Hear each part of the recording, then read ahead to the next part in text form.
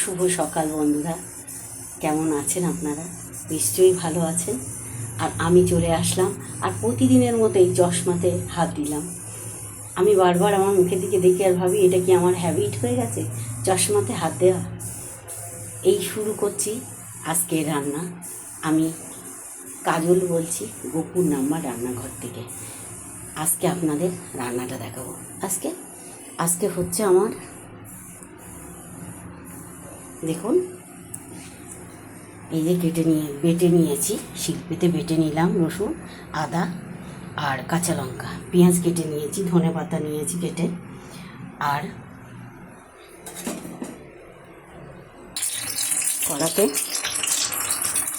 কড়াতে মাছ দিয়েছি। মাছগুলোকে ভাজছি। এই আমি বারবার বলি না, আমার এই খুন্তিটা আমার ঠিক মনের মতো না, তাই খুন্তিটা আবার একটা নিয়ে আসলাম। মাজা খুন্তি, মাছ কড়াতে দিয়েছি।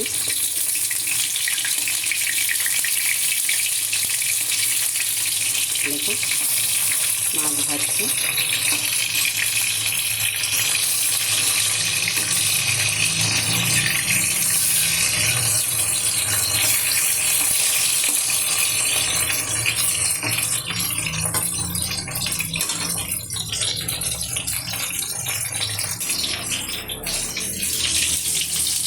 মাছগুলোকে ভাজছি,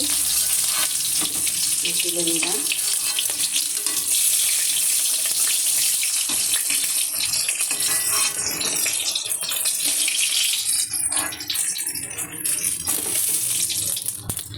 মাছ ভাজা হয়ে গেছে, নামিয়ে নিয়েছি মাছ।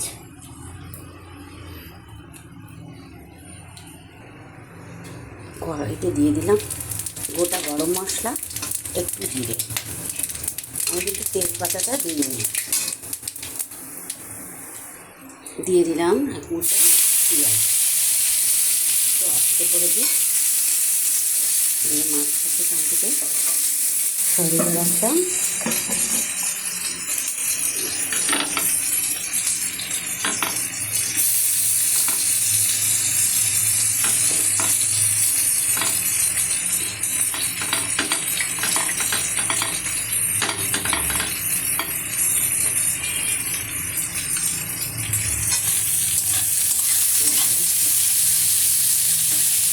এটা কম দিয়েছি কিছু, যদি লাগে আর একটু দেবো, নাহলে দেবো না।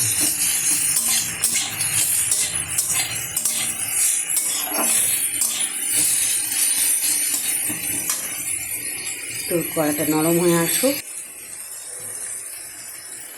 আমি দিয়ে দিচ্ছি লবণ কিছুটা,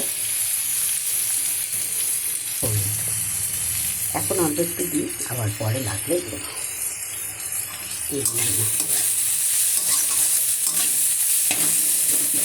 যেহেতু আমি তেল কম দিয়েছি,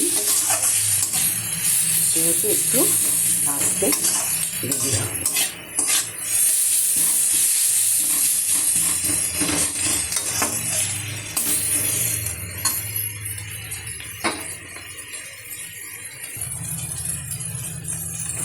দিলাম এর মধ্যে রসুন কিছুটা, 1 টেবিল চামচ আদা বাটা দিলাম, 1 টেবিল চামচ।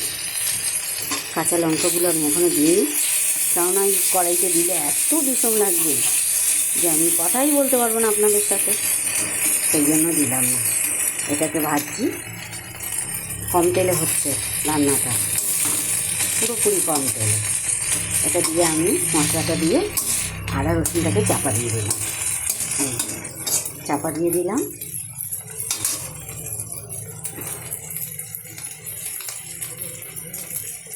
ওটা কিন্তু ওর ভিতরে হচ্ছে।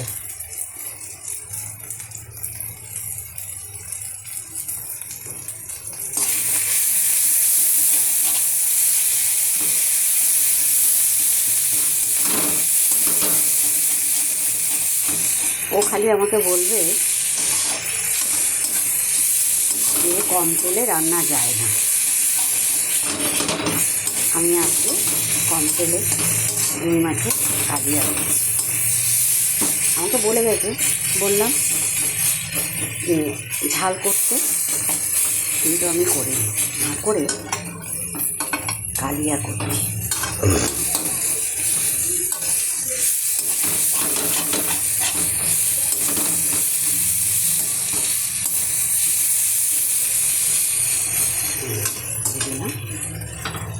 দিয়ে দিলাম কিছুটা টমেটো। এবারে কিন্তু আমি দিয়ে দিচ্ছি কিছুটা কাঁচা লঙ্কা। রয়ে গেলে পাত্রে ধনে পাতা, এটাকে পরে ব্যবহার হবে। ছড়িয়ে রাখলাম। আর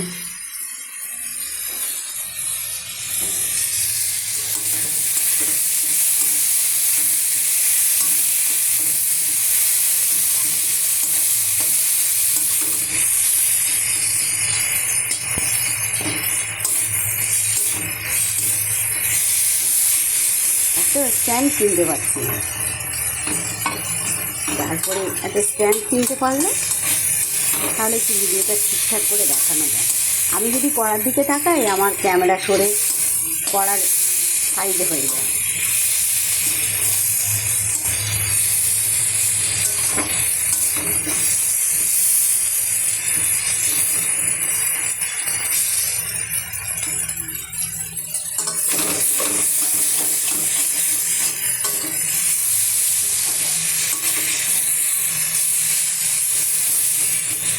আর একটু কষিয়ে নিই,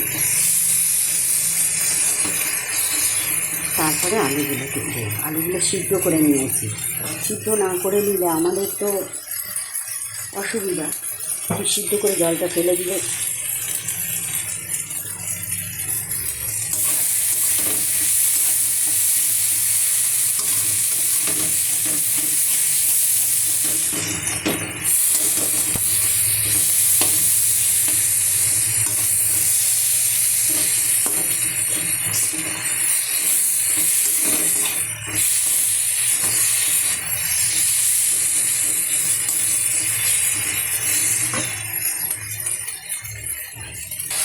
সবসময় তো তরকারি দেখাচ্ছি, একটু নিজের মুখটাও দেখাতে ইচ্ছা করছে, তাই আবার আপনাদের সাথে একটু দেখা করছি। আমি এখন কড়াইতে লঙ্কা দিচ্ছি, লঙ্কার গুঁড়ো, কাঁচা লঙ্কা দিয়েছি। আর বললাম খুবই তেল কম, মানে বিশাল ব্যাপার। আজকে আমার কপালে কী আছে আমি জানি না, তবুও আমি সাহস করে করছি।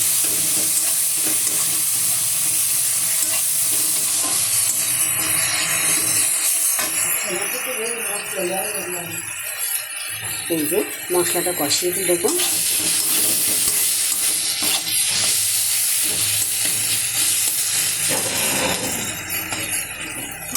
মশলাটা কষিয়ে কি এবারে আলুটা দিয়ে দিলাম। আলুটা যেহেতু আমি একটু সিদ্ধ করে নিয়েছি, ভালোই সিদ্ধ হয়ে গেছে, সেজন্য বেশি নাড়াবো না, হালকা করে একটু জল দিয়ে দেবো।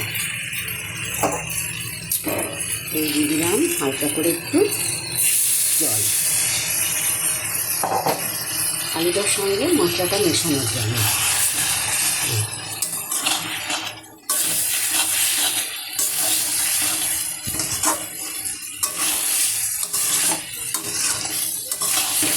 আলু আর মশলা মেশামেশি হোক, আর আমি ঘুরে আসছি।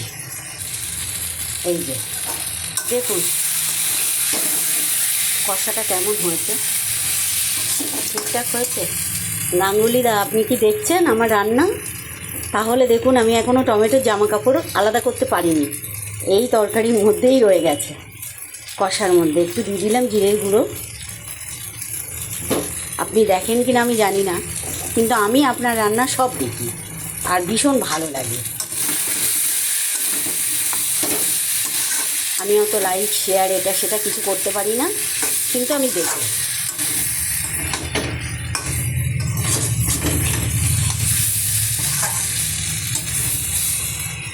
হয়ে গেছে কষানো।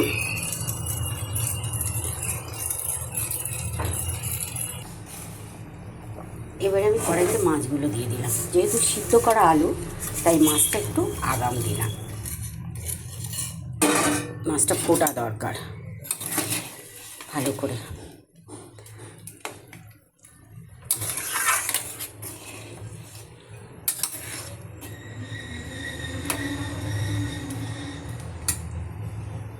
ফিরে আসছি 2 মিনিট পরে ফিরে আসছি। এই যে ঝোল ফুটছে মাছের কালিয়া।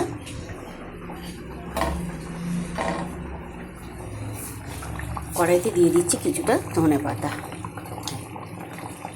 আর আমি গোটা গরম মশলা দিয়েছি বলে এমনি গরম মশলা দেব না।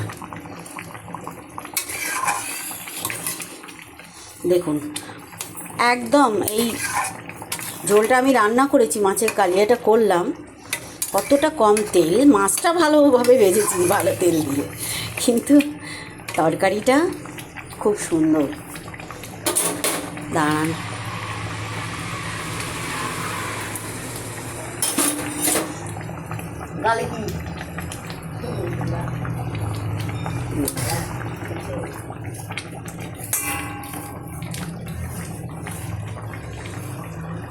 আমি একটু ঝোল নিয়েছি, খেয়ে দেখছি যে কেমন হয়েছে।